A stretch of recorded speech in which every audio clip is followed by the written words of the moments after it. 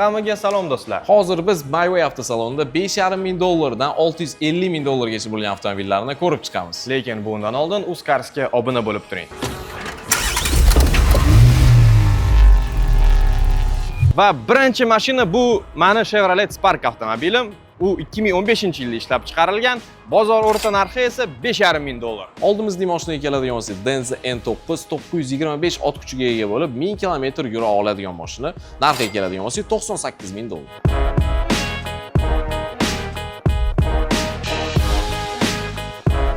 Keyingi mashinamiz Mercedes-Benz GLE 53 AMG komplektatsiyasida. Mashina 435 ot kuchiga ega, maksimal tezligi 250 km/soatiga. Narxiga keladigan bo'lsak, 145 ming dollar.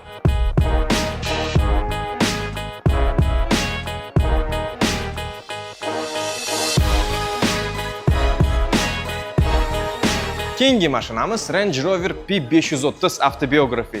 Mashina 4,4 litrli dvigatel bilan jihozlangan, maksimal quvvati 530 ot kuchi. Va ushbu avtomobilning narxi esa 205 ming dollar. Haqiqiy katta bo'lgan mashinasi Gelik G63.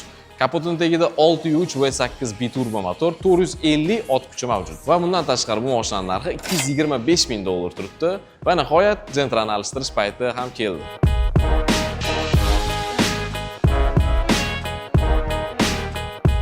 Keyingi avtomobilimiz Mercedes-Benz GLS 600 Maybach Edition. Avtomobilning kapotini tagida 4 litrli va 558 ot kuchiga ega dvigatel. Narxiga keladigan bo'lsak, 235 ming dollar.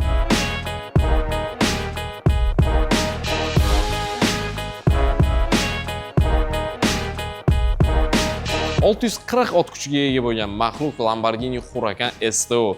Ushbu avtomobilning narxiga keladigan bo'lsak 550 ming dollar ekan. Va asosiy savol, BMW M5 KS olgan bo'larmidingiz yoki Lamborghini Huracan STO nimi? Javobingizni albatta izohlarda yozib qoling.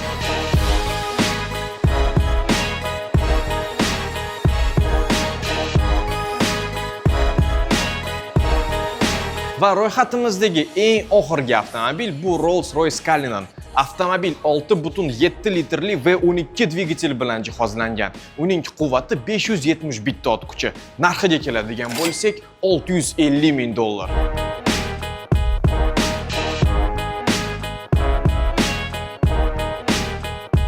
Menga juda gelik yoqdi. Pulim bo'lganda olardim lekin. Sizgachi? Menga esa Lamborghini Huracan STO yoqdi. Yaqinda albatta shu mashinani sotib olaman.